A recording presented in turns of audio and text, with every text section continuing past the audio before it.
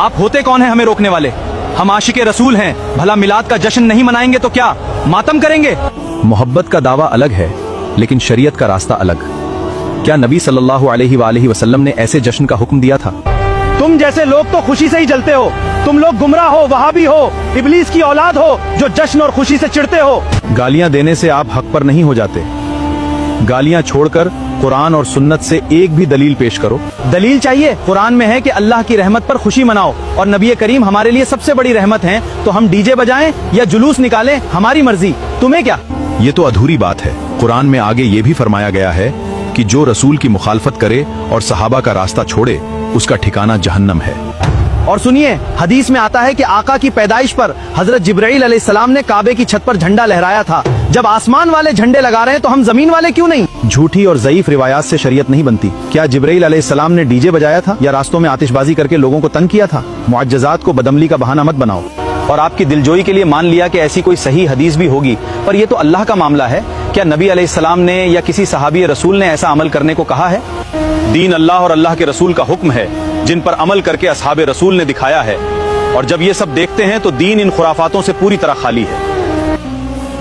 लेकिन आलिम साहब, हम तो भलाई और मोहब्बत के लिए ही इकट्ठा होते हैं, इसमें बिदात क्या है? तुम इसकी बातों में मत आओ, ये सब फिजूल की बहस है। ये लोग बुजुर्गों के तरीकों को नहीं मानते, ये हमें गुमराह कर रहे हैं। गुमराह करने की बात नहीं है मेरे भाई, बात सिर्फ इतनी है कि बुजुर्गों का अमल वही मोतबर है जो अल्लाह के रसूल के तरीके के मुताबिक हो।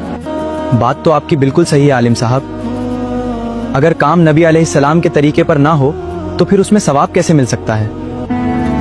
लेकिन हम तो सालों से यही देखते आ रहे हैं, अब अचानक ये सब कैसे गलत हो सकता है? रिवाज को नहीं, सुन्नत को अपनाओ।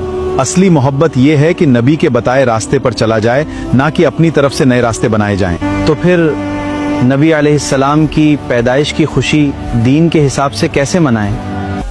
हदीस में है कि जब नबी अलैहिस्सलाम से पीर के रोजे का पूछा गया तो फरमाया, इस दिन मैं पैदा हुआ था, इसलिए हमें रोजे रखने चाहिए, हमें शरीयत बदलने की जरूरत नहीं। कुरान में अल्लाह फरमाता है कि नबी अलैहिस्सलाम की जिंदगी तुम्हारे लिए बेहतरीन नमूना है, इसलिए हमें बेअदबी बंद करनी होगी और उनकी सुन्नत को जिंदा करना होगा। आपकी बात ने हमारी आंखें खोल दी। अल्लाह हमें हक बात समझने और सुन्नत पर चलने की तौफीक दे। आमीन। अल्लाह हम सबको सिरातल मुस्तकीम पर कायम रखे। आमीन। और सुन्नत पर चलने की तौफीक अता फरमाए। आमीन। अगर ये पैगाम आपके दिल को छू गया हो तो इस रील को सेव करें, अपने अजीजों के साथ शेयर करें, और ऐसी ही हिदायत भरी वीडियोस के लिए हमें फॉलो जरूर करें।